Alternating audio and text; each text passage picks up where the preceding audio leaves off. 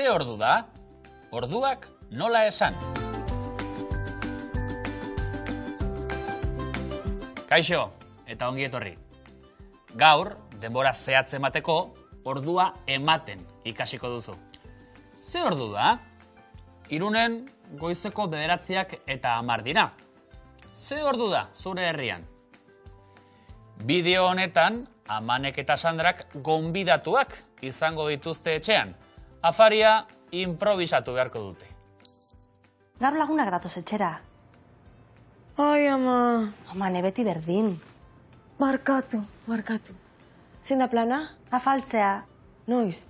8:30. Tafaria? Ba ez dakit. Piper beteak?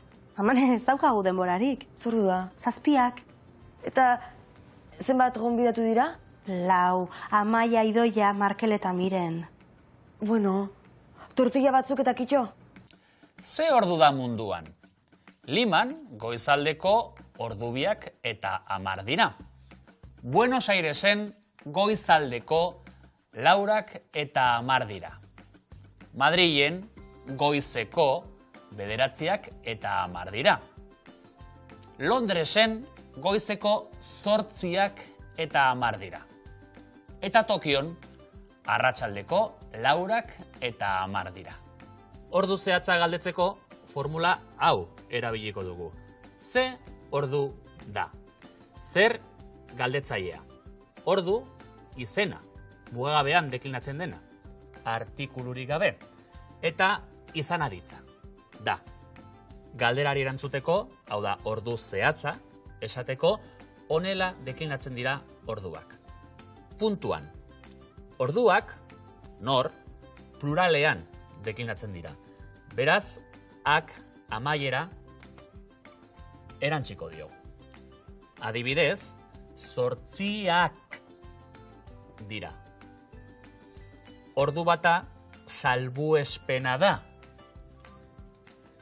Singularrean deklinatzen da.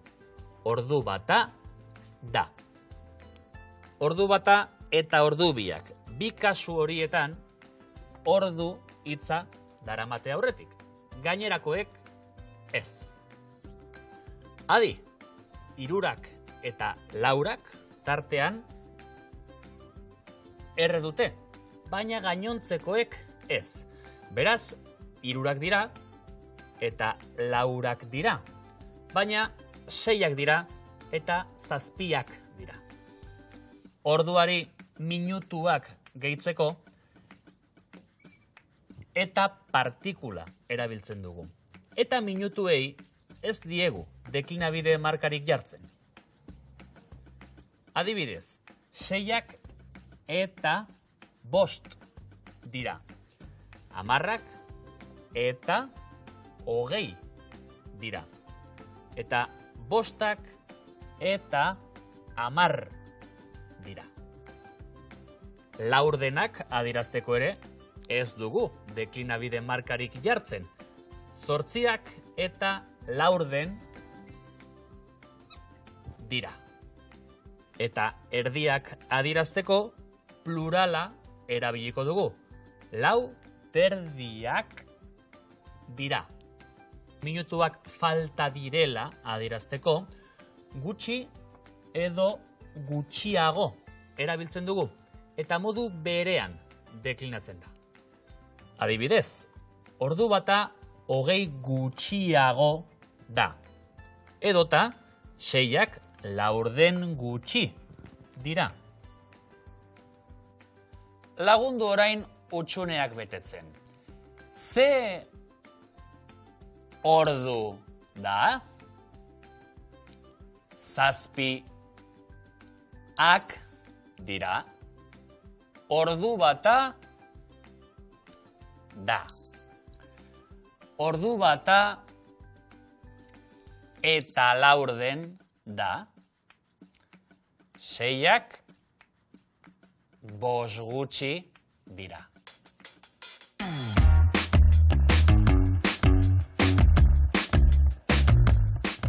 Ordua jakiteko, euskaraz, ze ordu da galdera egiten dugu. Erantzutean, zenbakia pluralean emango dugu. Eta ondoren aditza. Salbuespena, ordu bata da. Minutuak gehitzeko eta erabiliko dugu. Eta laurden, terdi.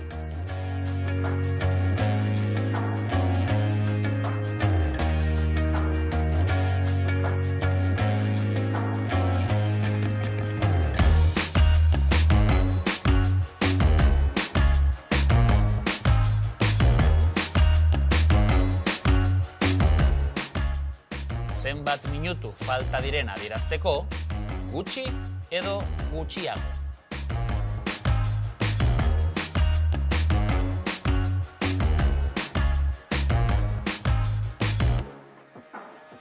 Laster arte eta segi lanean.